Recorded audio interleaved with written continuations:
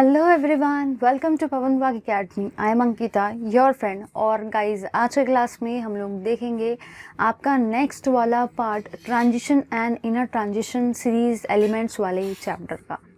तो लास्ट वाले क्लास में हम लोगों ने स्टार्ट किया था, जितनी भी आपकी एटॉमिक प्रॉपर्टीज़ थी ट्रांजिशन सीरीज एलिमेंट की, उनको हम लोगों ने लास्ट वाले क्लास में देखा था। अब एटॉमिक प्रॉपर्टीज़ तो बहुत सारी थी, जैसे कि आप सबको पता है कि ऑलमोस्ट 6 to 7 एटॉमिक प्रॉपर्टीज़ है। ये सारी की सारी एटॉमिक प्रॉपर्टीज़ जो है बहुत ज़्यादा इंपॉर्टेंट है। यहाँ से पेपर में आता भी है क्वेश्चंस। अब लास्ट वाले क्लास में हम लोगों ने इन एटॉमिक प्रॉपर्टीज़ में से कुछ एटॉमिक प्रॉपर्टीज़ कवर कर ली थी। अब उसी के कंटिन्यूशन में हम लोग देखेंगे आगे की एटॉमिक प्रॉपर्टीज़ कौन सी होती है ट्रांजिशन सीरीज एलिमेंट की। मेरी आप सबसे रिक्वेस्ट है कि अगर आपने इसके पहले वाला वीडियो, आई मीन टू से इसके पहले वाला पार्ट नहीं देखा है इस चैप्टर का, तो प्लीज़ उसको एक बार जाके देख लो, उसी के बाद इस वीडियो को कंटिन्यू करना, क्योंकि उसी के कंटिन्यूशन में हम लोग एटॉमिक प्रॉपर्टीज़ को ले रहे हैं। तो लास्ट वाले क्लासेस में हम लोगों ने मैग्नेटिक बिहेवियर को देखा था, हम लोगों ने आयोनाइजेशन एंथैल्पी देखी थी, है ना, और एटॉमिक और आयोनिक रेडाई देखा था, मेटालिक प्रॉपर्टी देखी थी। चलिए, 4 प्रॉपर्टीज़ तो हम लोगों ने लास्ट वाले क्लास में कवर कर ली थी, और मैंने आपको ये भी बताया था कि उसमें से मैग्नेटिक बिहेवियर वाली जो प्रॉपर्टी वो बहुत ज़्यादा इंपॉर्टेंट है। ठीक है, तो चलिए देखते हैं अब हम लोग हमारे 5th एटॉमिक प्रॉपर्टी को, जिसका नाम है आपका कलर। कलर क्या होता है ट्रांजिशन सीरीज एलिमेंट का, कौन से कलर वो दिखाते हैं, कौन से फॉर्म में वो कलर दिखाते हैं, वो सब हम लोग आज के क्लास में डिस्कस करने वाले हैं सबसे पहले। तो चलिए देखते हैं अपनी नेक्स्ट एटॉमिक प्रॉपर्टी को, मूव करते हैं, स्टार्ट करते हैं अपने एटॉमिक प्रॉपर्टी जो कि ट्रांजिशन सीरीज एलिमेंट का है, जिसका नाम है कलर। चलिए भाई देखते हैं कलर को। ये आपकी 5th एटॉमिक प्रॉपर्टी है कलर।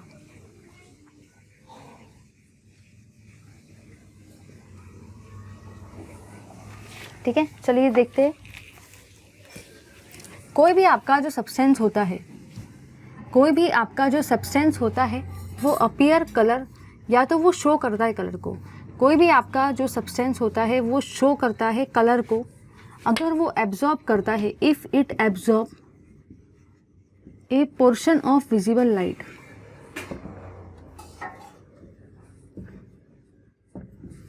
इन इलेक्ट्रोमैग्नेटिक स्पेक्ट्रम,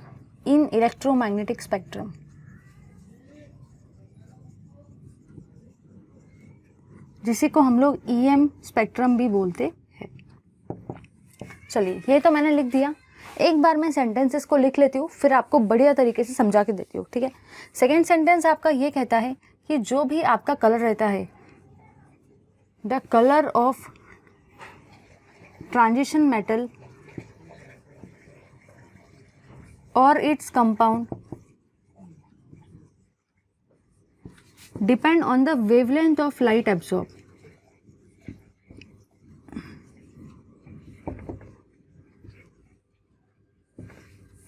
ठीक है, थर्ड पॉइंट आपका जो कहता है वो आपका ये कहता है कि जो भी आपका ऑब्जर्व कलर रहता है, observe colour of the transition metal is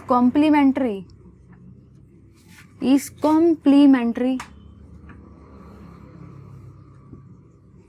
to that of the color observed।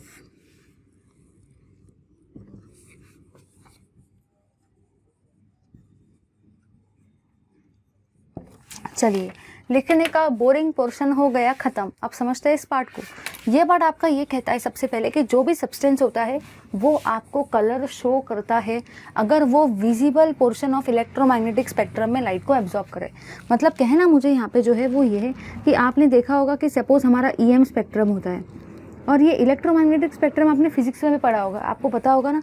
यहाँ पर वो गामा रेज आती है, एक्स रेज आती है ना, अलग अलग टाइप की रेज आती है, अल्फ़ा रेज आती है, उसी के बाद में विजिबल लाइट आता है, अल्ट्रावायलेट रीजन आता है, इंफ्रारेड रीजन आता है, रेडियो वेव्स आती है, माइक्रोवेव्स आती है। देखा होगा ना, ऐसा स्पेक्ट्रम होता है।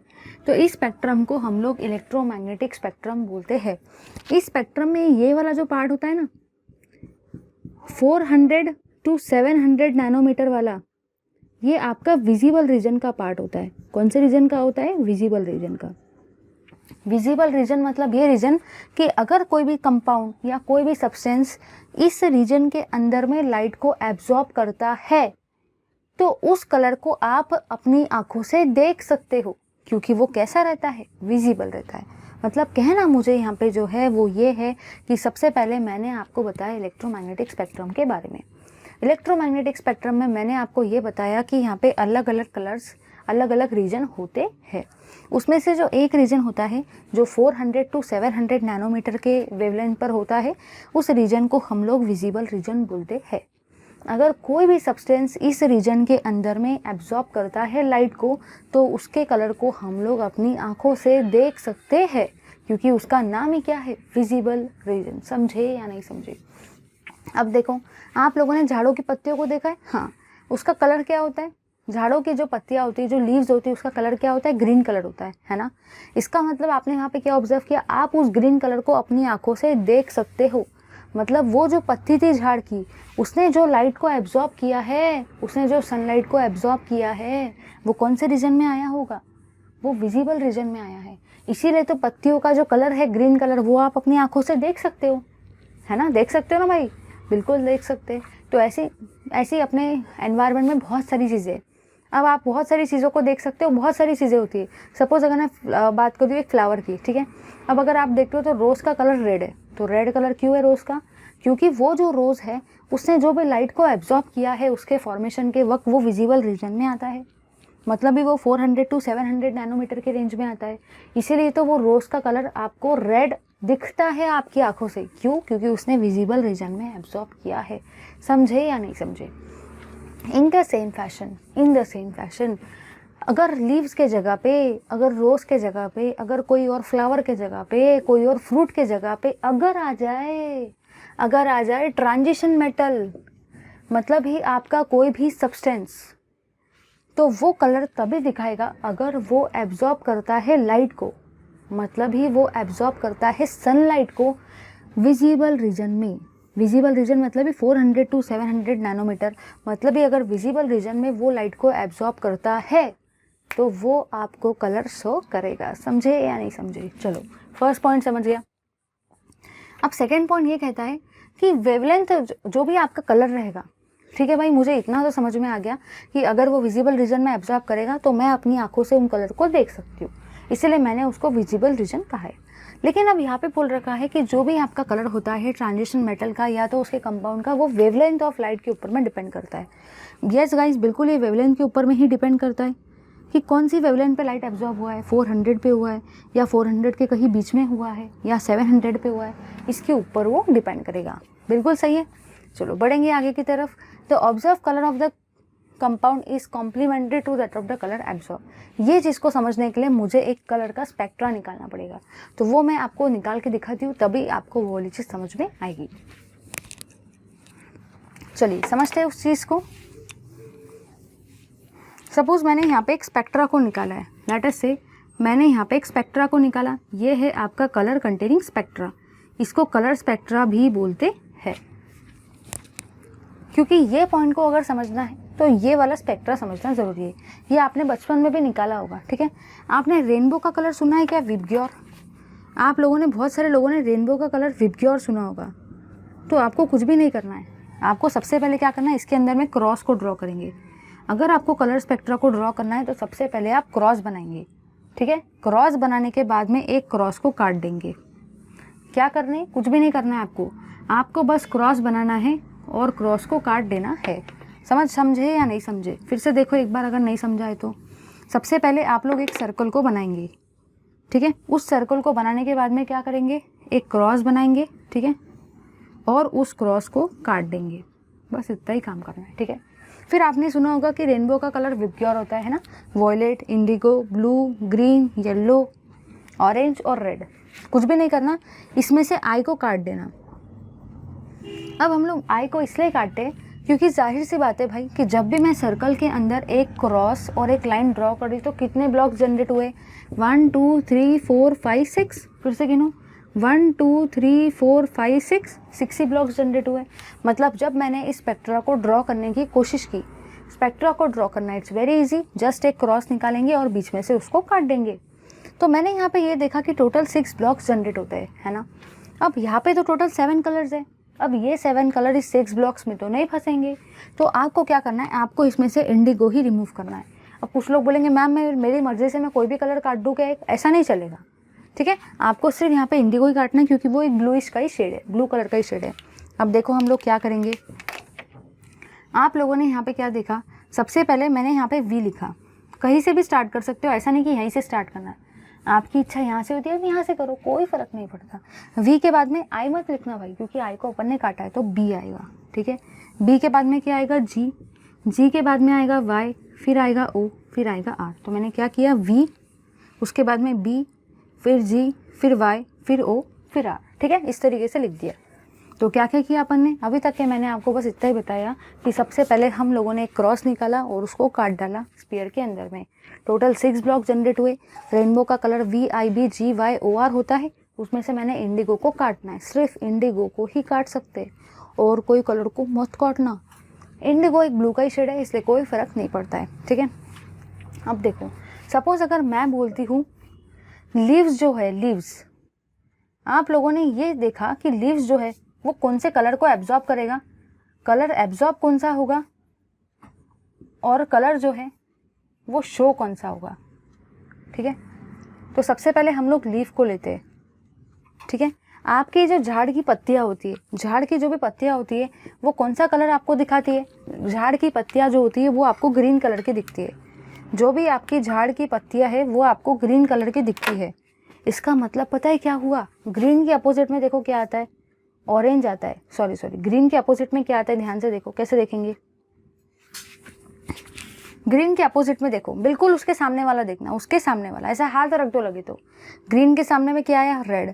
मतलब झाड़ों के लीव्स ने रेड कलर को एब्जॉर्ब किया था, रेड कलर को झाड़ों की लीव्स ने एब्जॉर्ब किया था, और उन्होंने शो कौन सा कलर किया, ग्रीन कलर, ठीक है। चलो और कोई एग्जाम्पल हम लोग लेते हैं, लेट अस से मैं आपका एग्जाम्पल लेती हूँ रोज़ का। रोज़ जो होता है, रोज़ कौन से कलर का होता है भाई, रोज़ आपके रेड कलर का होता है। तो आप लोग ही मुझे बताओ, अगर रोज़ आपके रेड कलर का है, अगर रोज़ का कलर जो है वो रेड है, तो रोज़ ने कौन से कलर को एब्जॉर्ब किया होगा, ग्रीन कलर को, समझे। मतलब कहना मुझे यहाँ पे जो है वो ये है कि जो कलर एब्जॉर्ब होता है उसका अपोजिट वाला कलर वो शो करता है, जो कलर एब्जॉर्ब होता है उसका अपोजिट वाला कलर वो शो करता है, ठीक है। समझे या नहीं समझे, बस बिल्कुल बहुत ज़्यादा आसान है। तो इसीलिए मैंने यहाँ पे देखो क्या लिखा है, the observe colour of the transition metal, जो भी आपका ट्रांजिशन मेटल का ऑब्जर्व कलर रहता है, जो भी कलर वो शो करता है, जो भी कलर वो ऑब्जर्व करता है मतलब दिखाता है, वो कॉम्प्लीमेंट्री कलर रहता है, complementary to that of the colour absorb. मतलब जो कलर एब्जॉर्ब होता है उसका उल्टा कलर वो दिखाता है। कॉम्प्लीमेंट्री का मतलब क्या होता है, जो कलर एब्जॉर्ब होता है उसका उल्टा कलर वो ऑब्जर्व करता है, हम लोग ऑब्जर्व करते, या उसका उल्टा कलर वो शो करता है, समझ गए ना। झाड़ों की लीव्स का कलर कौन सा है, ग्रीन कलर, झाड़ों की लीव का कलर ग्रीन है, ग्रीन है। तो ग्रीन का उल्टा क्या होता है, ग्रीन के सामने में कौन आता है, रेड। तो लीव्स ने कौन सा कलर एब्जॉर्ब किया होगा, रेड कलर, ठीक है। चलो समझे या नहीं समझे, आगे मूव करते। और एक एग्जांपल ले लेती हूँ, लेट अस से सनफ्लावर को मैंने लिया। अगर मैं सनफ्लावर को लेती हूँ तो सनफ्लावर का कलर, सूरजमुखी का जो फूल होता है, सनफ्लावर जो होता है वो कौन से कलर का होता है, वो येलो कलर का होता है। तो अब आप लोग मुझे बताएंगे कि अगर सनफ्लावर का कलर येलो है तो सनफ्लावर ने कौन सा कलर एब्जॉर्ब किया होगा। उसका कलर अभी आपको येलो दिख रहा है, लेकिन उसने एब्जॉर्ब कौन सा कलर किया होगा। तो कुछ भी नहीं करने का, येलो के सामने हाथ रख देने का, येलो के सामने हाथ रख देने का। तो येलो के सामने जब आपने हैंड रखा तो कौन सा कलर आया, वॉयलेट कलर। मतलब उसने वॉयलेट कलर को एब्जॉर्ब किया होगा। आप समझ गए ना। तो जो भी कोई भी चीज़ जो भी आपको कलर दिखाती है वो कलर उसने शो किया है, लेकिन एब्जॉर्ब कौन सा कलर होता है, उसका उल्टा वाला कलर एब्जॉर्ब होता है, उसका कॉम्प्लीमेंट्री कलर एब्जॉर्ब होता है। अगर सनफ्लावर आपको येलो कलर दिखाता है मतलब उसने एब्जॉर्ब कौन सा कलर किया होगा, येलो नहीं किया होगा, उसने एब्जॉर्ब येलो के सामने वाला कलर किया है, मतलब ही वॉयलेट कलर किया है। समझ गए ना सारे के सारे। चलो भाई लो अब इसका स्क्रीनशॉट लो जल्दी से। चलिए अब हम लोग देखेंगे सबसे इम्पोर्टेंट पार्ट इस कलर वाली प्रॉपर्टी का जो एग्जामिनर का बहुत ज़्यादा फेवरेट क्वेश्चन होता है, और वो क्वेश्चन हर बार 2 मार्क के लिए आता है, सिर्फ 4 पॉइंट लिख के आना पड़ता है। तो अब सारे के सारे मुझे प्रॉमिस करो कि अगर वो क्वेश्चन 2 मार्क के लिए आपको पेपर के अंदर आता है तो आप वो चारों के चारों पॉइंट लिख के आएंगे जो अभी मैं आपको बताने वाली हूँ। बहुत ज़्यादा इंपॉर्टेंट है, कान खोलो, आंखें खोलो, सब कुछ खोल के उसको देखना, बहुत ज़्यादा इंपॉर्टेंट है। 4 पॉइंट लिख के आना, 2 मार्क्स लेके आना। चलिए देखते हैं। तो ये जो आपका पार्ट है वो है factors on which colour of transition metal compounds depends. मतलब ऐसे कौन से फैक्टर है जिसके ऊपर में ट्रांजिशन मेटल का कलर डिपेंड करता है। ये क्वेश्चन कम से कम मैं बता दूं, अभी तक के अगर हम लोग 15 साल के पेपर कंसिडर करें तो उसमें से 10 साल में ये वाला पेपर आ चुका है, ये वाला क्वेश्चन आ चुका है पेपर में। ये क्वेश्चन 2 मार्क के लिए आता है, इसमें आपको टोटल 4 पॉइंट्स लिखने होते हैं। याद रखना है, ये क्वेश्चन बहुत ज़्यादा इंपॉर्टेंट है, बार बार बता दूँ, करके जाना अच्छे से, ठीक है। 2 मार्क के लिए आएगा, 4 पॉइंट लिख के आना है सभी को। 10 बार पेपर में आ चुका है, 15 साल के पेपरों में 10 साल में आ चुका है। सबसे पहला फैक्टर जो होता है presence of unpaired d electron. Presence of unpaired d electron, एक बार मैं सारे फैक्टर्स को लिख देती हूँ, फिर मैं आपको समझा के देती हूँ। D transition. थर्ड पॉइंट आपका होता है लिगेंड अटैच टू मेटल, या तो लिगेंड जॉइंट टू मेटल।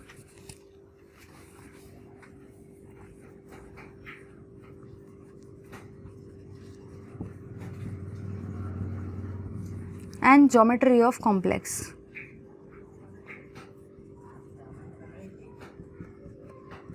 अब मुझे पता है आपको थोड़ा सा यहाँ पे प्रॉब्लम ये जाएगा क्योंकि ये जो थर्ड पॉइंट है और जो फोर्थ पॉइंट है ना, वो चैप्टर नंबर 9 कोऑर्डिनेशन केमिस्ट्री से अटैच है। लेकिन मुझे इतना भी आइडिया है कि आप लोगों ने मेरे सारे क्वेश्चन बैंक के वीडियोस देखे होंगे, तो क्वेश्चन बैंक पर मैंने आपको एक 1 शॉट में सारा का सारा चैप्टर करवाया था। तो आई होप कि आपने वहाँ से उसको देख के काफ़ी आपको आइडिया मिल गया होगा, और नहीं भी मिला है तो टेंशन लेने का नहीं, बस देने का, क्योंकि मैं आपके साथ में हूँ, ठीक है। तो चलिए अब हम लोग देखते हैं। एक और बात, अब आपके दिमाग में आएगा कि अगर मैम ये क्वेश्चन इंपॉर्टेंट है तो क्या ये पॉइंट्स को हमको सेंटेंसेस के फॉर्म में फ्रेम करना है? बिल्कुल नहीं, ये पॉइंट जैसे है इनको वैसे ही लिखना है। हो सके तो जैसे पॉइंट वाइज मैंने लिखे पेपर में सारे आंसर्स पॉइंट वाइज ही लिखने की कोशिश करना, ठीक है। पैराग्राफ वाइज मत देना, क्योंकि एग्जामिनर को बोर मारता है पैराग्राफ अगर आंसर दे दिया ना, वो खुद बोर मारता है, वो भाषा ले लेके पेपर चेक करता है। पॉइंट वाइज आंसर दो, ठीक है। चलिए देखते हैं। सबसे पहला पॉइंट आपका ये कहता है कि presence of unpaired d electron. उसका कहना यहाँ पे जो है वो ये है कि आपके जो डी इलेक्ट्रॉन्स रहते हैं वो कभी भी पेयर नहीं रहने चाहिए। अगर वो पेयर रहते हैं, अगर आपके डी इलेक्ट्रॉन पेयर रहते हैं, मतलब अगर डी इलेक्ट्रॉन की शादी हो जाती है, पेयरिंग हो जाती है, जोड़ी बन जाती है, तो वो कुछ भी काम के नहीं रहते। तो आपके जो डी इलेक्ट्रॉन है वो अनपेयर्ड रहने चाहिए। कैसे रहने चाहिए? अनपेयर्ड रहने चाहिए। कम से कम 1 इलेक्ट्रॉन तो भी अनपेयर्ड रहना चाहिए, ज़्यादा से ज़्यादा कितने भी रह सकते। मतलब पहला पॉइंट क्या कहता है कि कम से कम अनपेयर्ड इलेक्ट्रॉन रहने चाहिए। अगर अनपेयर्ड इलेक्ट्रॉन नहीं रहेंगे तो कोई भी कंपाउंड ट्रांजिशन एलिमेंट का आपको कलर नहीं शो करेगा। समझे या नहीं समझे? पहला पॉइंट क्लियर हो गया। तो कभी भी आपके पास में अनपेयर्ड इलेक्ट्रॉन होने चाहिए। पेयरिंग मतलब ऐसे इलेक्ट्रॉन जिनकी शादी हो चुकी है, जिनकी पेयर बन चुकी है, वो हमारे कुछ भी काम के नहीं है। हमको सिर्फ और सिर्फ सिंगल, हमारे जैसे सारे लोग जो कि सिंगल है, जो कि अनपेयर्ड है, जिनकी जोड़ी नहीं बनी है, वो कंपाउंड ही आपको कलर दिखाते हैं, ठीक है। सेकेंड पॉइंट, फिर D to D transition. D to D transition का मतलब क्या होता है, ज़रा समझते हैं इस चीज़ को। डी टू डी ट्रांजिशन आपका ये कहता है कि सपोज मैंने एक एटम का, लेट अस से एक्स एटम का डी ऑर्बिटल लिया है, यहाँ पे कुछ इलेक्ट्रॉन थे, ठीक है, और मैंने वाई एटम का भी कुछ डी ऑर्बिटल लिया, यहाँ पे भी कुछ आपके इलेक्ट्रॉन थे। अब क्या हो रहा है? डी टू डी ट्रांजिशन हो रहा है। मतलब ये इसके घर में आएगा, ये इसके घर में जाएगा, ये इसके घर में आएगा। मतलब ये जो है ये क्या हो रहा है? ट्रांजिशन हो रहा है। ट्रांजिशन का मूवमेंट ही क्या? ट्रांजिशन का मतलब ही आपका होता है मूवमेंट। मतलब पहली बात वो ये बोलता है कि कम से कम अनपेयर्ड इलेक्ट्रॉन मतलब ही सिंगल इलेक्ट्रॉन होने चाहिए। सेकेंड पॉइंट क्या कहता है, ठीक है भाई सिंगल इलेक्ट्रॉन है ना, ठीक है, लेकिन अब क्या होगा, इन इलेक्ट्रॉन का मूवमेंट होना चाहिए, मतलब इन इलेक्ट्रॉन का ट्रांजिशन होना चाहिए। अब ये भी है डी, ये भी है डी, तो इस ट्रांजिशन को हम लोग क्या बोलते हैं, d to D transition. Third point आपका कहता है ligands attach to metal. Suppose अगर आप लोगों ने देखा होगा चैप्टर नंबर 9 का, अगर थोड़ा सा भी आइडिया होगा तो चैप्टर नंबर 9 में आपने देखा था कि ये मेटल होते हैं, ये लिगेंड होते हैं, और ये आपका कोई ना कोई कोऑर्डिनेशन कॉम्प्लेक्स होता है, ठीक है, मेटल, लिगेंड और कोऑर्डिनेशन कॉम्प्लेक्स। तो ये लिगेंड के ऊपर में भी डिपेंड करता है। एल मतलब ही क्या होता है, एल मतलब ही लिगेंड होता है, तो इस लिगेंड के ऊपर में भी कॉम्प्लेक्स का कलर डिपेंड करता है, ठीक है। उसके बाद में जो ज्योमेट्री होती है कॉम्प्लेक्स की, मतलब ये जो एन होता है, ये एन का मतलब है ज्योमेट्री होती है कॉम्प्लेक्स की, तो ज्योमेट्री ऑफ कॉम्प्लेक्स से भी ऊपर में डिपेंड करता है। चलो एक बार फटाफट से देख लेते। अगर आपको पेपर में आ जाए कि ऐसे कौन से फैक्टर्स है जिसके ऊपर में colour of transition element depend करते हैं, ये क्वेश्चन आएगा ही, मतलब आएगा ही। 2 मार्क के लिए आएगा, 4 पॉइंट देके 2 मार्क के लिए आएगा, 4 पॉइंट आपको लिखना है, ठीक है, यही 4 पॉइंट लिखना है। एक्सप्लेनेशन देने की कोई गरज नहीं है। क्या लिखोगे, सबसे पहला पॉइंट कि कम से कम अनपेयर डी इलेक्ट्रॉन होने चाहिए, ठीक है। सेकेंड, उन डी का डी ट्रांजिशन होना चाहिए, मतलब एक इलेक्ट्रॉन यहाँ से यहाँ आ रहा है, एक यहाँ से आ रहा है, ठीक है, डी टू डी ट्रांजिशन होना चाहिए। थर्ड पॉइंट आपका क्या कहता है कि जो भी लिगेंड मेटल से अटैच रहते हैं उसके ऊपर में भी कलर डिपेंड करता है, और उसी के साथ में ये जो एन है ना, एन का मतलब ही क्या होता है, ज्योमेट्री ऑफ कॉम्प्लेक्स। एक बार जल्दी से बोलेंगे सारे के सारे, कौन से फैक्टर्स के ऊपर में कलर डिपेंड करता है, इंपॉर्टेंट है इसलिए बार बार ले रही हूँ। प्रेजेंस ऑफ अनपेयर्ड इलेक्ट्रॉन, या तो presence of unpaired d electrons, d to D transition, ligand attach to metal and geometry of complex. याद कर लो, आज ही इसको रट्टा मार लो, presence of unpaired d electron, d to D transition, ligand attach to metal and geometry of the complex, ठीक है, 4 फैक्टर्स है। लो इसका स्क्रीनशॉट। चलिए अब हम लोग मूव करते हैं अपने आगे के पार्ट की तरफ। अब हम लोग एक एग्जाम्पल को स्टडी करते हैं, ठीक है, एक एग्जाम्पल को हम लोग देखते हैं। अब एग्जाम्पल क्या कहता है, सपोज मैं कोबाल्ट का पानी वाला एक कॉम्प्लेक्स ले रही हूँ, ठीक है, COH2O 6 टाइम्स, ये कोऑर्डिनेशन केमिस्ट्री चैप्टर नंबर 9 में आने वाला है, ठीक है। इसके ऊपर मैंने चार्ज दिया +2, और अब मैं इसके अंदर में डालने वाली हूँ 4Cl- आयन को, ठीक है। तो यहाँ पे एक रिएक्शन होगी, और ये रिएक्शन का देख लेते प्रोडक्ट क्या रहेगा। यहाँ पे ये CO रहेगा, यहाँ पे Cl आएगा, यहाँ पे 4 टाइम्स आएगा, यहाँ पे -2 रहेगा, और यहाँ पे 6 पानी रहेगा। करना कुछ भी नहीं है। हम लोगों ने क्या किया ज़रा देख लो। हम लोगों ने बस इतना ही किया कि इस जो 6 पानी थे, इन 6 पानी को यहाँ से बाहर निकाल दिया। देखो ये 6 पानी को मैंने यहाँ से यहाँ कर दिया, और ये 4 Cl को इसके अंदर डाल दिया, ठीक है। ये 6 पानी को पानी के बाहर निकाल दिया कॉम्प्लेक्स के, ये 4 Cl को इसके अंदर डाल दिया, ठीक है। यहाँ पे आप लोगों ने क्या ऑब्जर्व किया, यहाँ पे भी कोबाल्ट ही है, यहाँ पे भी कोबाल्ट है, ज़्यादा कुछ फ़र्क नहीं पड़ा। लेकिन देखो चीज़ें क्या चेंज हुई। यहाँ पे आपका जो लिगेंड है, अगर आप लोग इसको मेटल और लिगेंड से कंपेयर करते हो, अगर आप लोग इसको भी मेटल और लिगेंड से कंपेयर करते हो, तो यहाँ पे आपका जो लिगेंड है, यहाँ पे आपका जो लिगेंड है ना, यहाँ पे आपका लिगेंड वाटर है। अगर यहाँ पे भी आप लोग कंपेयर करते हो, तो यहाँ पे जो आपका लिगेंड है, यहाँ पे आपका लिगेंड Cl है, ठीक है। तो अगर आपने इस कॉम्प्लेक्स को इसके साथ कंपेयर किया, तो यहाँ पे आपका लिगेंड वाटर है, और यहाँ पे आपका लिगेंड जो है वो क्लोरीन है, ठीक है। ये इतना मैंने ऑब्जर्व किया। फिर आगे मैंने क्या देखा, आगे मैंने यहाँ पे जो देखा वो ये है कि इस कॉम्प्लेक्स की जो भी आपकी ज्योमेट्री है ना, ज्योमेट्री डिपेंड करती है एन के ऊपर में, उसका वैल्यू 6 है, मतलब ये कॉम्प्लेक्स आपका ऑक्टाहेड्रल है, ठीक है। सब समझेगा धीरे धीरे, ठीक है, ये सब कोऑर्डिनेशन केमिस्ट्री में आएगा। यहाँ पे आप लोगों ने क्या ऑब्जर्व किया, यहाँ पे आप लोगों ने ये ऑब्जर्व किया कि ये वाला जो कॉम्प्लेक्स है, ये वाला कॉम्प्लेक्स, इसकी जो ज्योमेट्री है, मतलब जो आपके नंबर ऑफ लिगेंड्स है, मतलब जो एन का वैल्यू है 4 है ना। देखो इधर इस एन से मैंने इसको कंपेयर किया है, इसका वैल्यू क्या है 4 है, मतलब ये आपका टेट्राहेड्रल कॉम्प्लेक्स है। या तो ये स्क्वायर प्लेनर भी हो सकता है, कुछ भी हो सकता है। फॉर टाइम भी अभी पता है कि आप लोगों को ये चीज़ नहीं पता, ठीक है। टेट्राहेड्रल भी हो सकता है, स्क्वायर प्लेनर भी हो सकता है। अब आप लोगों ने क्या ऑब्जर्व किया ज़रा ध्यान दो। काम की चीज़ जो यहाँ पे है, ये है वो ये है कि लिगेंड का नेचर चेंज हुआ। अभी 4 पॉइंट्स हम लोगों ने पढ़े थे कि कौन से फैक्टर्स होते हैं जिनके ऊपर में colour of transition metal depend करता है। पहला फैक्टर क्या था?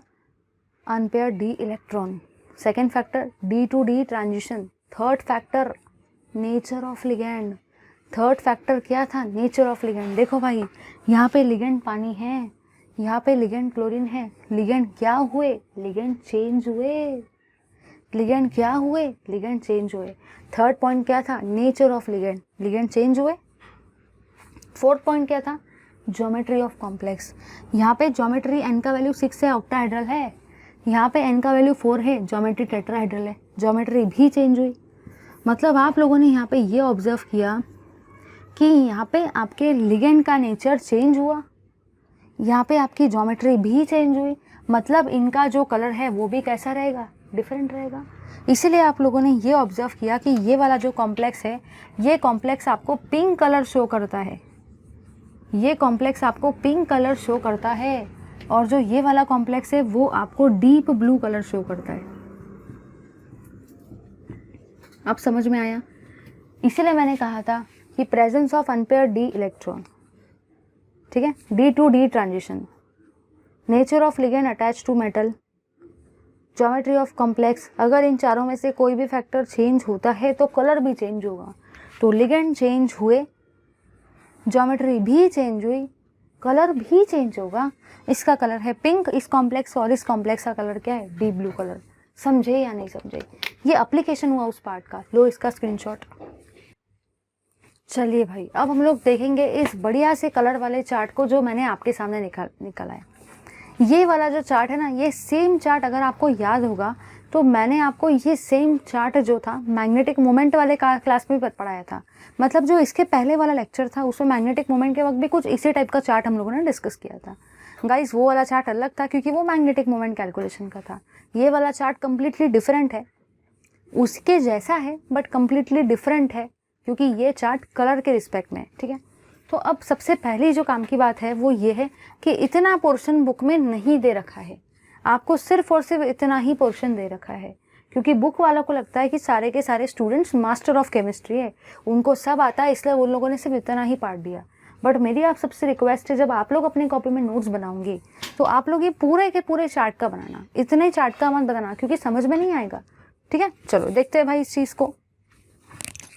सबसे पहली बात, इतना मैं आपको गारंटी देती हूँ कि सिर्फ और सिर्फ 10 मिनट के बाद ये चार्ट को आप लोग खुद ही अपने मन से पूरा का पूरा ड्रॉ करेंगे विदाउट एनी रट्टाफिकेशन, क्योंकि मैं इतना बढ़िया तरीके से आपको ये वाला चार्ट समझाने वाली हूँ कि ये पूरे के पूरे टर्म्स जो है वो आप लोग खुद ही परफेक्ट तरीके से कर लोगे। तो चलिए देखते हैं। सबसे पहला पार्ट आपका जो कहता है वो ये है कि स्कैंडियम। अगर बात की जाए स्कैंडियम की तो आपको पता होना चाहिए इसका एटॉमिक नंबर 21 होता है। सबको बहुत अच्छे से पता है 21 के बाद 22। टिटानियम है तो इसका भी 22 ही आएगा। फिर ये वनाडियम है 23, 24, 25। अब मैग्नीस है, ये भी मैग्नीस है तो इसका भी 25 ही रहेगा। फिर आयरन के लिए 26, ये भी आयरन है तो 26, 27, 28, 29। ये भी कॉपर है तो 29 और यहाँ पे क्या आएगा 30। तो इस तरीके से मैंने एकदम परफेक्ट वे में आपके सारे के सारे एटॉमिक नंबर को रिप्रेजेंट कर दिया। अब मुझे आगे बढ़ना है। अब अगर मैं बात करती हूँ आगे की, तो सबसे पहले जब भी मुझे इलेक्ट्रॉनिक कॉन्फ़िगरेशन लिखना है तो सबसे पहले मुझे सारे केसेस में इसमें आर्गॉन को लिखना पड़ेगा। सारे केसेस में मुझे सबसे पहले आर्गॉन को लिखना पड़ेगा।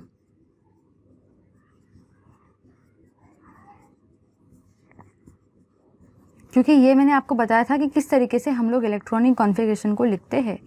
अगर आप लोग ये नहीं लिखते हो, डायरेक्टली 3D और 4D लिखते हो तो उस पर मार्क्स नहीं मिलते, मार्क्स डिडक्ट होते हैं। इसलिए ये लिखना बहुत ज़्यादा ज़रूरी है।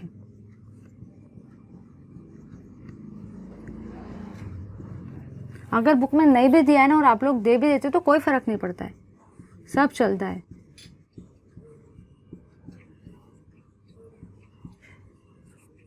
ये वहाँ पे ऊपर अगर आउटर नहीं लिखना है तो आप लोग वो भी लिख सकते हो, इलेक्ट्रॉनिक कॉन्फ़िगरेशन भी लिख सकते हैं, आउटर नहीं लिखा तो भी चल जाता है, ठीक है। चलो बढ़ेंगे आगे की तरफ।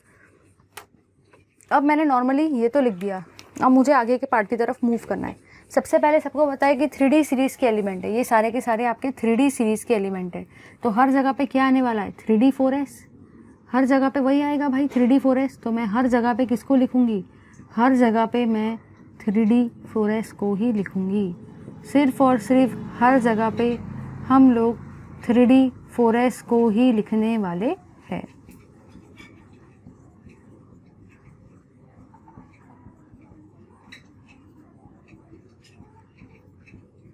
यहाँ पे भी वही काम करेंगे, यहाँ पे भी हम लोग हर जगह पे 3D4s को ही लिखेंगे।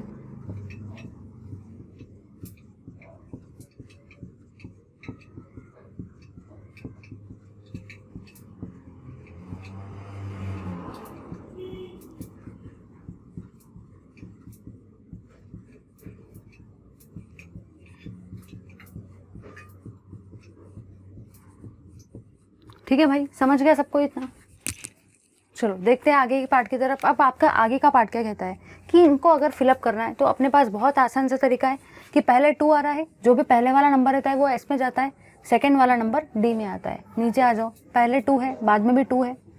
अब यहाँ पे 23 में क्या देखा, यहाँ पे आपने क्या देखा 23 में, 23 को कैसे लिखेंगे, पहला नंबर 2 है तो एस में 2 जाएगा, ठीक है।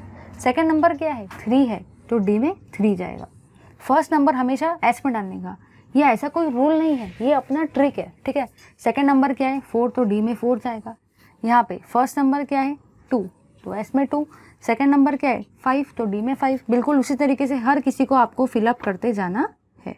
इसमें देखो यहाँ पे पहला नंबर क्या है 2 तो एस में 2 जाएगा। सेकंड नंबर क्या है 6 तो डी में 6 आएगा।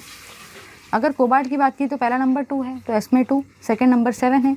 तो इस तरीके से आप लोग बस इसको फिलअप करते सारे के सारे जाएंगे। यहाँ पे आ जाओ, पहला नंबर 2 है तो एस में 2 जाएगा। सेकंड नंबर क्या है 9 तो डी में 9 आएगा। यहाँ पे पहला नंबर इसको नहीं देखते, यहाँ पे आप सबको बताए 9 के बाद में 10 आता है और ये 2 एज इट इज़। पहले ये इलेक्ट्रॉनिक कॉन्फ़िगरेशन को लिख डालना। फिर मैंने आपको लास्ट वाले क्लास में एक चीज़ बताई थी, वो चीज़ ये थी कि सिर्फ और सिर्फ क्रोमियम के केस में और कॉपर के केस में जो भी कॉन्फ़िगरेशन रहता है वो चेंज होता है ना, याद है ना।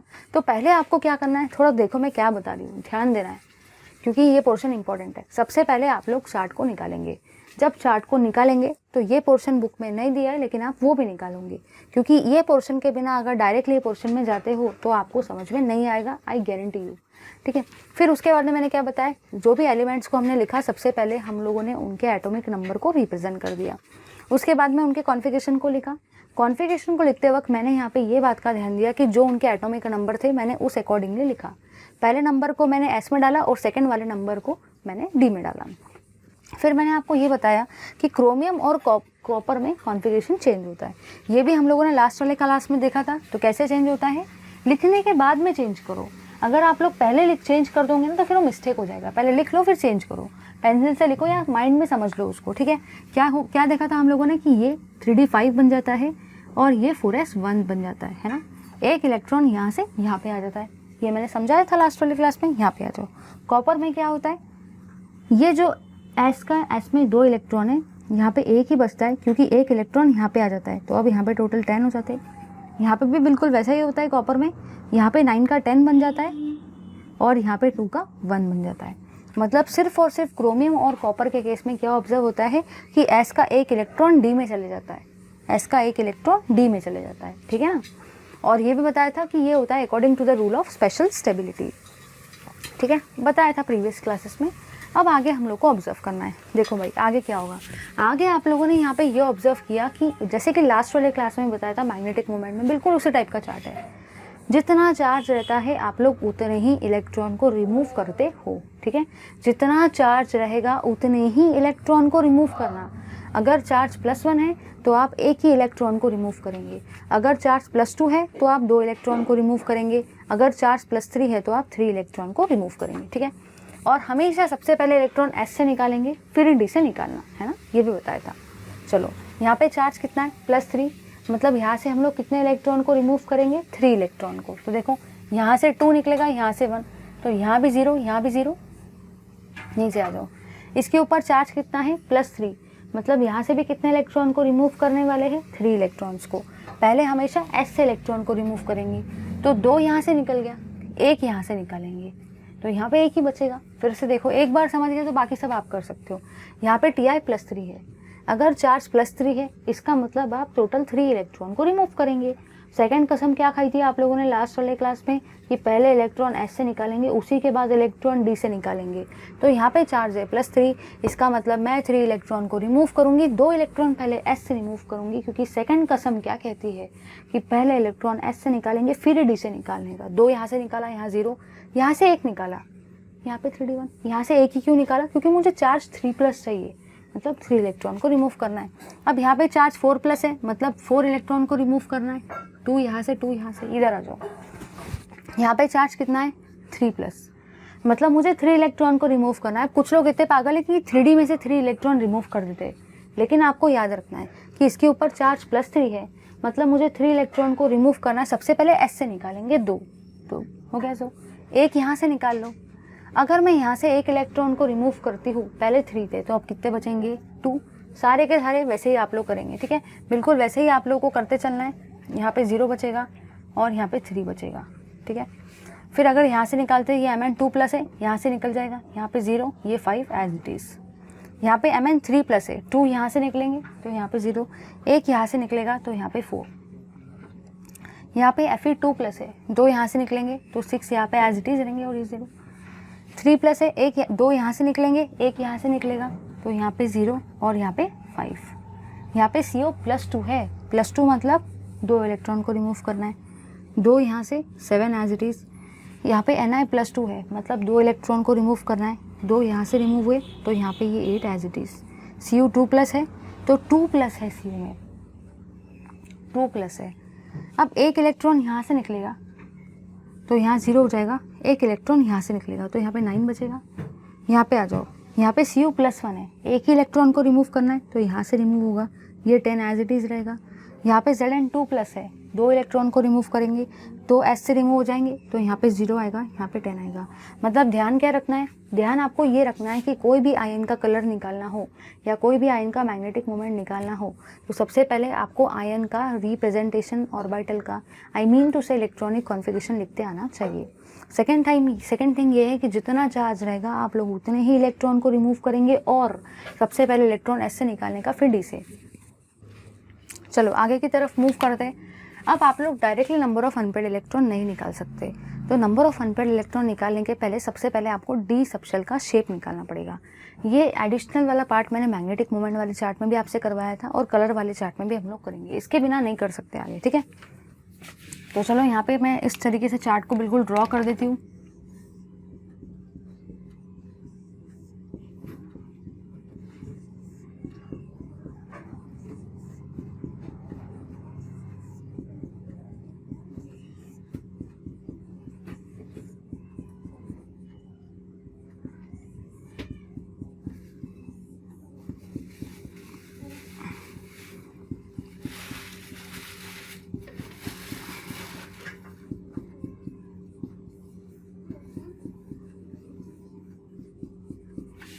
ठीक है, अब दिमाग में क्वेश्चन ये आ रहा होगा कि मैंने 5 ब्लॉक्स ही क्यों निकाले, क्योंकि आप सबको पता है कि D सबशेल की कैपेसिटी जो होती है वो टोटल 10 इलेक्ट्रॉन की होती है, मतलब उसके आधे बॉक्स, तो 10 का आधा कितना होता है 5, ठीक है। चलो देखेंगे यहाँ पे सारे के सारे। सबसे पहले आपने यहाँ पे देखा कि यहाँ पे दोनों तरफ 0 है, मतलब इलेक्ट्रॉन है नहीं, तो अनपेड इलेक्ट्रॉन भी 0 है। और याद रखना है कि अनपेड इलेक्ट्रॉन मतलब ही सिंगल इलेक्ट्रॉन, और इसी को हम लोग ऐसे एरो से भी रिप्रेजेंट करते हैं, ठीक है। डबल इलेक्ट्रॉन मतलब पेयर्ड इलेक्ट्रॉन, सिंगल मतलब अनपेयर्ड, ठीक है, जिनकी जोड़ी फॉर्म नहीं हुई है, जिनकी शादी नहीं हुई है। अब यहाँ पे D में कितना है 1, ठीक है, तो नंबर ऑफ अनपेयर्ड इलेक्ट्रॉन भी कितने 1। यहाँ पे तो 0 है तो यहाँ पे 0 ही रहेगा। यहाँ पे आ जाओ, यहाँ पे D में कितने 2 है, 1 2। हमेशा इलेक्ट्रॉन को ऐसा मत भरना कि एक में ही दोनों डाल दिए, क्योंकि लास्ट वाले क्लास में भी ये एग्जाम्पल दिया था कि अगर सामने में 2 चॉकलेट है और 2 बच्चे हैं तो दोनों को एक एक चॉकलेट देंगे। ऐसा नहीं कि एक को दोनों चॉकलेट दे दिए और दूसरा बच्चा खूब रो रहा चिल्ला कर, ऐसा नहीं होना चाहिए, ठीक है। दोनों को एक एक चॉकलेट देना है, तो 2 है तो 2 दिए। नंबर ऑफ अनपेड इलेक्ट्रॉन भी कितने हैं 2। यहाँ पे 3 है, 1 2 3, 3 है। यहाँ पे 5 है, 1 2 3 4 5। एक बात याद रखना है, ऐसा मत करना कि पहले 2 को दे दिया फिर 3 को, ऐसा नहीं करना है। पहले सब बच्चे को एक एक चॉकलेट देंगे। अगर चॉकलेट बचती है, अगर इलेक्ट्रॉन बचता है तभी जाके डबल मिलेगा, तो 5। यहाँ पे आ जाओ, यहाँ पे 4 है, 1 2 3 4। यहाँ पे कितना है 6, 1 2 3 4 5। 5 देने के बाद में अब बच गई चॉकलेट, अब 6 देंगे। जब तक ये डबल नहीं करना, जब तक कि सबको एक एक नहीं मिलता है। तो अब देखो कुछ लोग इतने पागल रहते हैं, ये 3D6 को देख के बोलते हैं कि इसमें 6 अनपेड इलेक्ट्रॉन है, लेकिन डायरेक्टली कभी भी अनपेड इलेक्ट्रॉन नहीं निकलते। बुक वालों ने तो ये चार्ट ही नहीं दिया है, ये पार्ट दिया ही नहीं है। उनको लगता है कि सबको ऐसे ही आता है, और आप लोग को ऐसा मजबूर कर दिया कि आप लोग बस रट्टा मारो। भाई ये क्या रट्टा मारने वाली चीज़ है क्या? नहीं, ऐसा करके देखना है, ठीक है। ये बुक में नहीं दे रखा है, ठीक है भाई। अब बताओ यहाँ पे कितने अनपेड इलेक्ट्रॉन है, आप लोग ही मुझे बताओ। टोटल 4 है ना, क्योंकि ये इलेक्ट्रॉन की तो शादी हो चुकी है, इसको थोड़ी हम लोग लेंगे, हमको अनपेड चाहिए, सिंगल चाहिए। यहाँ पे 7 है, यहाँ पे 5 है, 1 2 3 4 5। यहाँ पे कितना है? 7 1 2 3 4 5 6 7। कितने इलेक्ट्रॉन अनपेड है? 3। कुछ लोग बोलेंगे 5 इलेक्ट्रॉन है, कुछ लोग बोलेंगे 7 इलेक्ट्रॉन है। आप लोग गलती मत करना, टोटल अनपेड इलेक्ट्रॉन कितने हैं? 3 है। इसलिए मैंने बोला था कि इसको देख के बताना मत, गलती हो जाएगी भाई, गलती हो जाएगी। ऐसा डायग्राम ड्रॉ करो। यहाँ पे कितने? 8 1 2 3 4 5 6 7 8। अब ये सब की तो जोड़ी बन चुकी है, बचे ये 2 ही, तो 2 ही है। यहाँ पे 9 है, 1 2 3 4 5 6 7 8 9, तो एक ही अनपेड इलेक्ट्रॉन है, एक। यहाँ पे 10 है, 1 2 3 4 5 6 7 8 9 10, 1 2 3 4 5 6 7 8 9 10।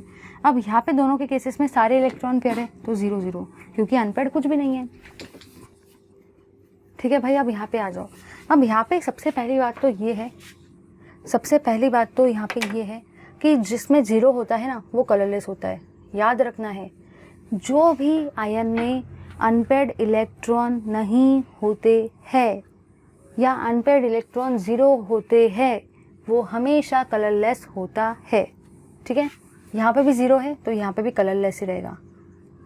यहाँ पे भी 0 है, कलरलेस। ऐसा क्यों हो रहा है? ऐसा क्यों हो रहा है? क्योंकि मैंने आपको लास्ट वाले क्लास में ही समझाया था, लास्ट वाले क्लास में ही मैंने आपको मतलब अभी भी पढ़ाया, लास्ट वाले क्लास में पढ़ाया था। रीज़न जो है वो ये है कि फैक्टर्स जिनके ऊपर में कलर डिपेंड करता है, पहला फैक्टर था number of unpaired electron, presence होना चाहिए अनपेड इलेक्ट्रॉन का। अगर अनपेड इलेक्ट्रॉन प्रेजेंट नहीं रहेंगे तो कलर कोई भी कंपाउंड नहीं दिखाएगा, क्योंकि पहला फैक्टर था कि प्रेजेंस ऑफ अनपेड इलेक्ट्रॉन, ठीक है। तो अब ये कलरलेस हो गया। अब देखो बाकी इसका क्या ट्रिक है। ट्रिक आपका जो है, ट्रिक मैं यहाँ पे लिख देती हूँ, PG। क्या लिखोगे? PG VPV, PG VPV, ठीक है। उसके बाद में गाइप और फिर गब्बू। कैसे याद रखोगे? देखो सारे के सारे, कहीं पे भी मैं इस ट्रिक को लिख देती हूँ, लेटेस्ट से मैं इस ट्रिक को यहाँ पे लिख देती हूँ, ठीक है, ताकि हमको आइडिया आ जाए। देखो PG VPV, गाइप गब्बू। PG मतलब पोस्ट ग्रेजुएट, VPV गाइप और गब्बू। ये याद रखना पड़ेगा, याद रखना है ट्रिक को सबको। PG मतलब पोस्ट ग्रेजुएट समझ लो, VPV और गाइप और गब्बू, PG VPV गाइप गब्बू, ठीक है। वही लिखा है PG VPV गाइप गब्बू, ठीक है। फिर आपने यहाँ पे ये देखा कि P मतलब कौन सा कलर होता है? पर्पल। पिंक नहीं बोलने का, पर्पल बोलने का। G मतलब ग्रीन, V मतलब वॉयलेट। अब यहाँ पे P आया है, P मतलब क्या रहेगा? पिंक रहेगा, क्योंकि ये PI लिखा है मैंने, PI लिखा है, ठीक है। इस V का मतलब वॉयलेट, इस G का मतलब ग्रीन, इस Y का मतलब येलो, इसका मतलब पर्पल, ठीक है। उसके बाद में ये भी है G फॉर ग्रीन, और ये रहेगा आपका ब्लू। तो इस तरीके से मैंने इसको लिख दिया है, ठीक है भाई। ये एक्चुअली YPV है।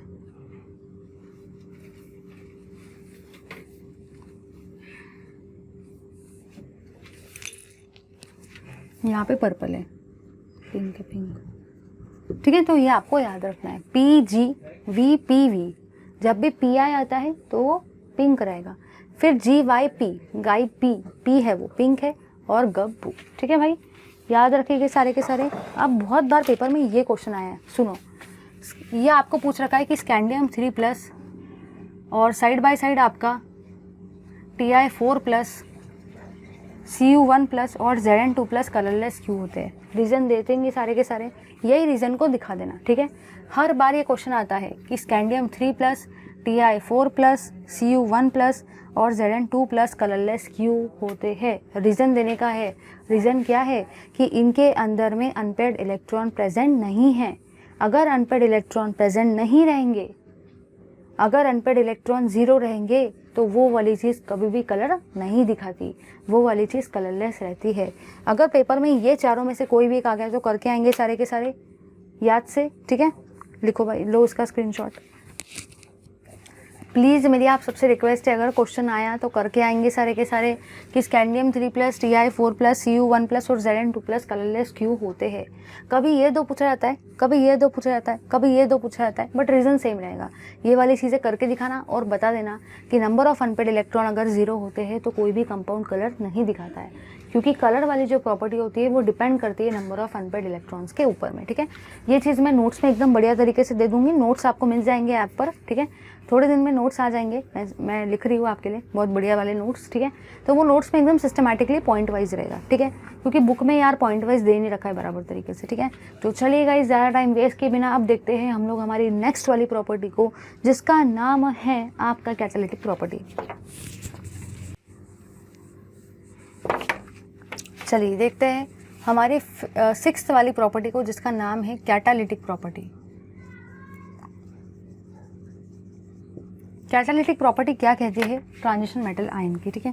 वो प्रॉपर्टी ये कहती है कि जो भी आपके ट्रांजिशन सीरीज़ के एलिमेंट्स है, मतलब जो भी आपके ट्रांजिशन मेटल्स होते हैं ना, ट्रांजिशन मेटल्स, वो शो करते हैं good catalytic property.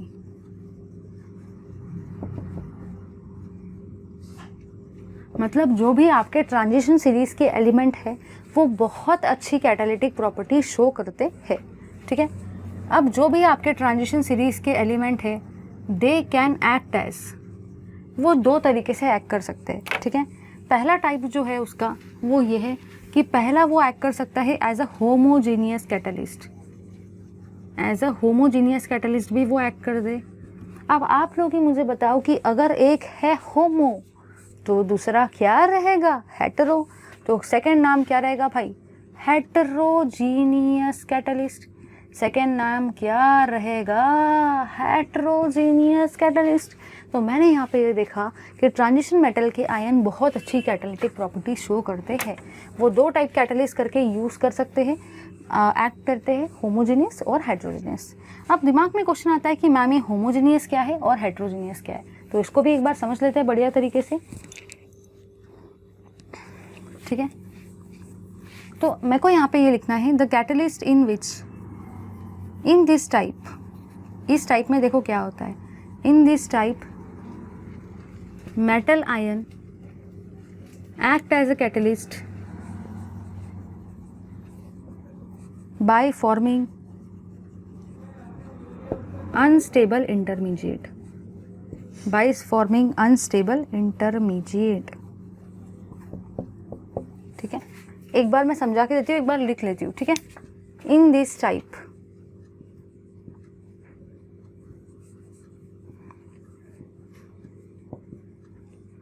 metal ion acts as a catalyst by providing the surface for the reactant to react। लिख लेते हैं एक बार, for the reactant to react. मतलब कहना मुझे यहाँ पे जो है वो ये है, सबसे पहली बात तो ये है कि 2 टाइप की कैटलिस्ट की तरह वो एक्ट कर सकता है, होमोजीनियस और हेटेरोजीनियस। होमोजीनियस में क्या होता है, मेटल जो होता है वो एक अनस्टेबल सा इंटरमीडिएट बना लेता है। जैसे कि आप लोगों ने सपोज SN1 रिएक्शन अगर देखी होगी तो वहाँ पे भी आपका कुछ ना कुछ जैसे अनस्टेबल इंटरमीडिएट बनता है।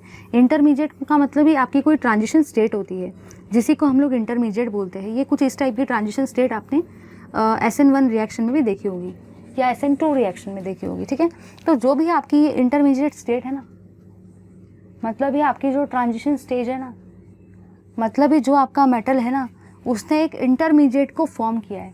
तो जब भी हम लोग बात करेंगे होमोजीनियस कैटलिस्ट की, उसमें मेटल एक इंटरमीडिएट को बनाता है। लेकिन हेटेरोजीनियस कैटलिस्ट में मेटल क्या करता है, मेटल एक सरफेस को प्रोवाइड करवाता है जिस पे अलग अलग टाइप की रिएक्शन होती है। तो बस सिंपल सी लैंग्वेज में कहना मुझे यहाँ पे जो है वो ये है कि transition metal ion catalytic property बहुत अच्छी शो करते हैं। 2 टाइप की तरह वो एक्ट कर सकते हैं, होमोजीनियस और हेटेरोजीनियस। होमोजीनियस वाले पार्ट में वो एक अनस्टेबल से इंटरमीडिएट को बना के रिएक्शन करवाते हैं, और हेटेरोजीनियस में वो एक सरफेस प्रोवाइड करते हैं ट्रांजिशन मेटल आयन हाइड्रोजनियस कैटलिस्ट की तरह एक्ट करते हैं, एक सरफेस प्रोवाइड करते हैं जिस पे अलग अलग टाइप की रिएक्शन होती है। ठीक है भाई, तो लो इसका स्क्रीनशॉट। इस स्क्रीनशॉट को लेने से पहले I would like to tell you कुछ एग्जाम्पल्स कि कौन से एग्जाम्पल्स ट्रांजिशन मेटल आयन के बहुत फेमस है, जो बहुत वाइडली यूज होते हैं। फेकोनी मतलब ये आयरन, कोबाल्ट और निकल, पल्लाडियम और प्लैटिनम। ठीक है, याद कैसे रखोगे? फेको नहीं पढ़ोगे तो पिटोगे, फेको नहीं पढ़ोगे तो पिटोगे। ये कुछ ऐसे एग्जाम्पल है जो बहुत बढ़िया कैटालिटिक प्रॉपर्टी शो करते हैं। देखेंगे हम लोग और भी सारे के सारे एग्जाम्पल को, उससे पहले इसका स्क्रीनशॉट ले लो। चलिए अब हम लोग देखेंगे कुछ एग्जाम्पल्स को जो कैटालिस्ट की तरह बढ़िया तरीके से एक्ट करते हैं। उनके बहुत सारे बेटर नेम रिएक्शंस भी हैं। यहाँ से एक क्वेश्चन एमसीक्यू में आता है। देखो मैं आपको पढ़ा नहीं रही हूँ, पढ़ाने के साथ साथ मैं आपको वो चीज़ें भी बता रही हूँ जहाँ से क्वेश्चन एक आता है। हर साल इस पार्ट से या इसके इंटरस्टिशियल वाले पार्ट से, जनरली ये पार्ट से एक 101% एमसीक्यू वाला क्वेश्चन आता है 1 मार्क का। इसलिए ये टेबल मैं आपको लिखा के दे रही हूँ। नहीं तो आप लोग बोलेंगे मैम ये कितना बोरिंग सा पार्ट है, आप हमको क्यों पढ़ा रहे हो? क्योंकि उसका रीज़न ये है कि अगर आपके पास में ये टेबल है तो आप वो 1 मार्क बहुत आसानी के साथ ले सकते हो। बुक में ऐसा कोई टेबल नहीं दे रखा है, बुक में उन्होंने खूब थेरी दे के रखी है। अब हम लोग जब वो थेरी को पढ़ते हैं तो बड़ा बोर मारता है, हम लोग उतना ध्यान भी नहीं देते। हम लोग को ऐसा लगता है ये क्या चिल मार रहा है, मतलब क्या दे रखा है उसमें, ऐसा लगता है बड़ा बोर मारता है वो। लेकिन अब देखो यहाँ पे आपके सामने टेबल आ गया है, टेबल से पढ़ना बहुत ज़्यादा ईजी हो जाता है। अब हम लोग पढ़ेंगे इस पार्ट को। अब कहना मुझे यहाँ पे जो है ना वो ये है कि जो भी आपका MnO2 होता है उसका रोल क्या होता है? उसका रोल होता है डिकम्पोजिशन ऑफ KClO3 वाले रिएक्शन में। मतलब जब भी हम लोग KClO3 का डिकम्पोजिशन करवाते हैं, जब भी हम लोग KClO3 का डिकम्पोजिशन करवाते हैं तो ऐसे केस में हम लोग MnO2 का यूज़ करते हैं। यहाँ पे कोई रिएक्शन नहीं देना है। आगे आएंगे, जो भी आपका आयरन मोलिब्डेनम है उसका हम लोग यूज़ करते हैं हेबर्स प्रोसेस में। कौन सी प्रोसेस में? हेबर्स प्रोसेस में। अब दिमाग में क्वेश्चन आता है ये हेबर्स प्रोसेस क्या है? तो जो भी आपका फॉर्मेशन होता है ना, फॉर्मेशन जो भी होता है ना आपका NH3 का, जिसी का मतलब अमोनिया होता है, तो जो भी आपका फॉर्मेशन होता है ना NH3 का मतलब ही आपका अमोनिया, वो आपकी हेबर्स प्रोसेस होती है जिसमें मोलिब्डेनम और iron as a catalyst use होता है। इसमें भी आपको रिएक्शन नहीं देना है। आगे मूव करेंगे, कोबाल्ट थालियम जो अलॉय होता है, ये क्वेश्चन बैंक में भी आपको देखने को मिलेगा। ये वाला क्वेश्चन था, ये हम लोग फिशर्स ट्रोपस प्रोसेस में यूज़ करते हैं। फिशर्स ट्रोपस प्रोसेस में हम लोग इसको यूज़ करते हैं। किसको? कोबाल्ट थालियम के अलॉय को। फिर है फाइनली डिवाइडेड निकल। फाइनली डिवाइडेड निकल जो है वो आपका जनरली अलग अलग टाइप के रिडक्शन रिएक्शन में यूज़ होता है, जो कि आप लोगों ने ऑर्गेनिक केमिस्ट्री में पढ़ी हुई होंगी। इसका एक एग्जाम्पल बुक में दे रखा है। एग्जाम्पल ये है कि सपोज़ मैंने अल्कीन को लिया है, लेटस से ये मेरा अल्कीन है, मैंने इसमें H2 को डाला और ये हम लोग यूज़ कर रहे हैं इन प्रेजेंस ऑफ निकल, क्योंकि निकल एज ए कैटलिस्ट है। देखो यहाँ पे क्या होगा, यहाँ पे आपके टोटल 2 हाइड्रोजन है, एक हाइड्रोजन इस कार्बन पे जाएगा, एक हाइड्रोजन इस कार्बन पे जाएगा। अब यहाँ पे पहले 2 हाइड्रोजन थे, अब 3 हाइड्रोजन हो गए। सिमिलरली ये कार्बन पे भी पहले 2 हाइड्रोजन थे, अब 3 हाइड्रोजन हो गए और डबल बॉन्ड का कन्वर्शन सिंगल बॉन्ड में हो गया। इसका नाम क्या है? अल्केन है। ठीक है, तो ये बिल्कुल मैं आपको एक चार्ट के फॉर्म में दे रही हूँ। बुक में काफ़ी थ्योरेटिकल पोर्शन के फॉर्म में दे रखा है जो हम लोग ध्यान नहीं देते। तो ये क्वेश्चन जो है, जैसे कि कोबाल्ट थालियम का अलॉय जो है वो कौन से प्रोसेस में यूज़ किया जाता है, याद रखना है, फिशर्स ट्रोपस प्रोसेस। अगर आ जाए आयरन मोलिब्डेनम कौन से प्रोसेस में यूज़ करता है, याद रखना है, हेबर्स प्रोसेस। ठीक है, फिर आ जाएंगे प्लैटिनाइज एस्बेस्टॉस। तो प्लैटिनाइज एस्बेस्टॉस जो होता है वो कॉन्टैक्ट प्रोसेस में यूज़ किया जाता है। कौन से प्रोसेस में? कॉन्टैक्ट प्रोसेस में। कॉन्टैक्ट प्रोसेस में हम लोग क्या करते हैं? कॉन्टैक्ट प्रोसेस में हम लोग सिंथेसिस करते हैं और फॉर्मेशन करते हैं H2SO4 का, सिंथेसिस करते हैं और फॉर्मेशन करते हैं H2SO4 का, जो कि आपका सल्फ्यूरिक एसिड होता, सल्फ्यूरिक एसिड। ठीक है, तो याद रखना है कि प्लैटिनाइज एस्बेस्टॉस जो होता है वो आपका कॉन्टैक्ट प्रोसेस में यूज़ किया जाता है, मतलब सिंथेसिस और फॉर्मेशन ऑफ सल्फ्यूरिक एसिड में। ठीक है, तो एक स्टेप जो होती है, सेंटर वाली जो स्टेप होती है, जिसमें हम लोग क्या देखते हैं कि जो भी आपका SO2 रहता है, जो भी आपका SO2 रहता है उसमें हम लोग O2 डालते हैं और उससे SO3 बनता है। ठीक है, यहाँ पे जो कैटलिस्ट हम लोग यूज़ करते हैं ना वो आपका रहता है platinum in presence of asbestos, जिसी को हम लोग प्लैटिनाइज एस्बेस्टॉस भी बोलते हैं। अब लास्ट वाला जो आपका है आयरन क्रोमियम का अलॉय। ठीक है, जो भी आपका आयरन क्रोमियम का अलॉय है इसको हम लोग यूज़ करते हैं स्टीम फॉर्मेशन, मतलब ही स्टीम रिएक्शंस में। तो स्टीम रिएक्शन देखो क्या होती है, यहाँ पे नहीं देना है, यहाँ देने का है। सपोज मैंने CO को लिया है, उसमें पानी को डाला, ये जो पानी है ये आपकी स्टीम है और ये जो CO है ये आपका कार्बन मोनोऑक्साइड है। ठीक है, इससे क्या फॉर्म होगा ज़रा देखना, कुछ भी नहीं होने वाला है। ये वाला जो ऑक्सीजन है यहाँ से ये वाला ऑक्सीजन इसके पास चले जाएगा, यहाँ से ये वाला ऑक्सीजन इसके पास चले जाएगा। अब आप लोग मुझे बताओ, पहले ये CO1 था, अब पहले एक ऑक्सीजन था, अब एक ऑक्सीजन यहाँ से यहाँ आ गया, अब 2 ऑक्सीजन हो गए, इसी का नाम क्या रहेगा? Carbon dioxide. देखो भाई ध्यान दो ज़रा, पहले CO1 था, एक ऑक्सीजन पानी का यहाँ से यहाँ आ गया तो अब ये CO2 बन गया, जिसी को हम लोग कार्बन डाइऑक्साइड भी बोलते हैं।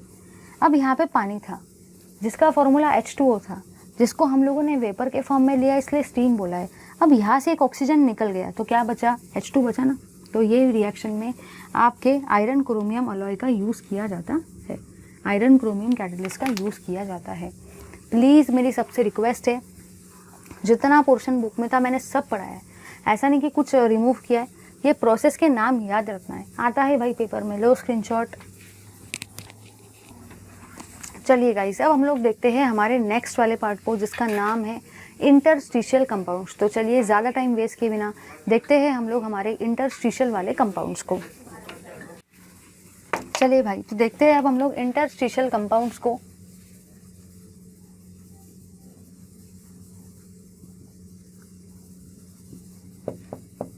इंटरस्टिशियल कंपाउंड से एक डेफिनेशन जनरली आती है पेपर में, आपको याद रखना है। एक बार इसका डेफिनेशन देख लेते हैं, ठीक है। The compounds in which small atoms like H मतलब hydrogen, carbon and nitrogen are trapped in the interstitial spaces,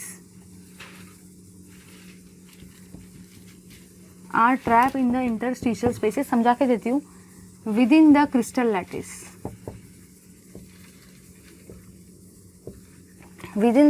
lattice are called as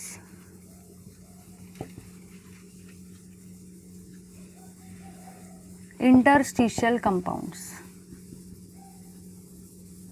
मतलब कहना मुझे यहाँ पे जो है वो ये है कि सबसे पहला क्वेश्चन जो दिमाग में आता है वो ये है कि मैम ये इंटरस्टिशियल स्पेसेस क्या चीज़ है। अगर हमको इंटरस्टिशियल स्पेसेस ही नहीं समझेगा तो हम इंटरस्टिशियल कंपाउंड को कैसे समझेंगे। तो चलिए अब हम लोग देखते हैं कि इंटरस्टिशियल स्पेसेस क्या होती है। सपोज़ मैंने कोई भी एक क्रिस्टल लिया, ठीक है, तो सपोज़ ये इसके नॉर्मल रेगुलर वाले एटम्स है, ये सारे के सारे रेगुलर एटम्स है, ठीक है, ये रेगुलर एटम्स है। ये जो रेड कलर से मैंने ड्रॉ किए ये आपके रेगुलर एटम्स है। अब आप लोगों ने यहाँ पे ये देखा कि ये एटम्स के बीच में देखो कुछ खाली जगह आपको दिख रही है। अगर आप लोग ध्यान से देखते हो तो ये देखो, ये खाली जगह है, ये खाली जगह, ये खाली जगह, ये सब खाली खाली जगह दिख रही है। तो ये खाली जो पोर्शन है, इसी खाली पोर्शन को हम लोग क्या बोलते हैं? Interstitial spaces. इसी खाली पोर्शन को हम लोग इंटरस्टिशियल स्पेसेस बोलते हैं।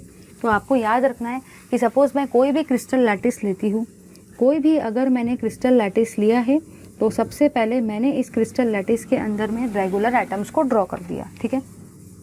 फिर मैंने क्या देखा कि जो भी रेगुलर एटम है, अगर मुझे इंटरस्टिशियल कंपाउंड का डेफिनेशन सुनना है या पढ़ना है तो सबसे पहले तो मुझे पता होना चाहिए ये इंटरस्टिशियल स्पेसेस क्या होती है भाई।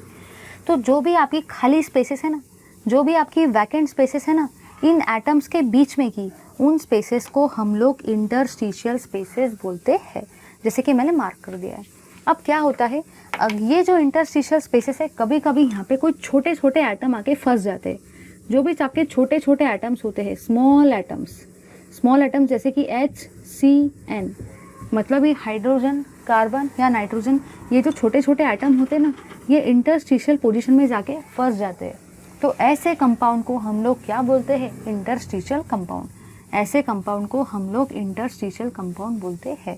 तो आपको याद रखना है कि कौन से एटम, स्मॉल एटम्स जो ट्रैप होते हैं, small atoms that are trapped. कौन से एटम ट्रैप होते हैं? HCN, याद रखना HCN। हाइड्रोजन साइनाइड मत बोलना, लेकिन ये याद रखने का तरीका है क्योंकि एक बार बोर्ड में तो ये भी आ चुका है कि कौन से आइटम इंटरस्टिशियल कंपाउंड में ट्रैप होते हैं। अलग अलग कॉम्बिनेशन दे रखा था, HCO, HCN, HNO, या और भी एक था आपका टंगस्टन वगैरह के साथ में दे रखा था। तो बोर्ड में ये भी MCQ आ चुका है। बताओ, एक बार बोर्ड में डेफिनेशन आ चुकी है कि इंटरस्टिशियल कंपाउंड क्या होता है। तो आपको याद रखना है कि ऐसे कंपाउंड जिनमें जो भी आपके स्मॉल छोटे छोटे आइटम्स होते हैं HCN के, हाइड्रोजन साइनाइड के नहीं, HCN याद रखने का तरीका है हाइड्रोजन, कार्बन और नाइट्रोजन, क्योंकि ये MCQ में आ चुका है। ये जो छोटे छोटे आइटम्स रहते हैं हाइड्रोजन या कार्बन के या नाइट्रोजन के, वो इंटरस्टिशियल स्पेसेस में जाके ट्रैप हो जाते हैं, फंस जाते हैं। मतलब ही इंटरस्टिशियल स्पेसेस मतलब वो स्पेसेस जो एटम्स के बीच में होती है।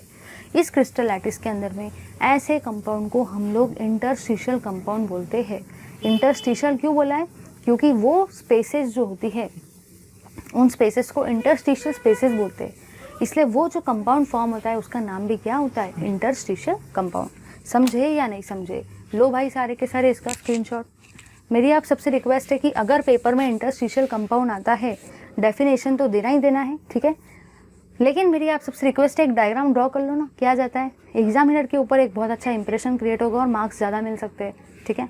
सेकेंड थिंग ये है कि अगर आपको अच्छे मार्क्स चाहिए तो पेपर में कंटेंट तो होना चाहिए, लेकिन क्रिएटिविटी भी होनी चाहिए एक राइटिंग की, सिस्टमैटिक राइटिंग होना चाहिए। डायग्राम जहाँ पे पॉसिबल है वहाँ दो, डायग्राम को लेबल करना मत भूलो। स्मॉल आइटम्स के नाम याद रखना है, ऐसा नहीं कि स्मॉल आइटम बोलने से अपना काम चल जाएगा, स्मॉल आइटम के नाम याद रखना है। और ऐसा नहीं कि कुछ कुछ पगले जैसे ऑक्सीजन डाल रहे, सोडियम डाल रहे क्योंकि आप साइंटिस्ट हो केमिस्ट्री के, ऐसा नहीं कर सकते भाई। याद रखना है HCN, हाइड्रोजन साइनाइड नहीं, हाइड्रोजन, कार्बन और नाइट्रोजन, ठीक है। चलो भाई, बाकी हम लोग नेक्स्ट वाले क्लास में कंटिन्यू करेंगे। Thank you very much for watching this video. Video lengthy होगा, टॉपिक कम कवर हुआ होगा, लेकिन बहुत क्वालिटी के साथ हुआ है। अगर वही 1 घंटे के वीडियो में आधा चैप्टर कवर करा दिया, कुछ समझा ही नहीं, सब दिमाग के ऊपर से टेंशन निकल गया, तो क्या मतलब पढ़ने का, ठीक है। Keep watching my videos, please do like, share, comment, subscribe to our channel. Okay then, bye.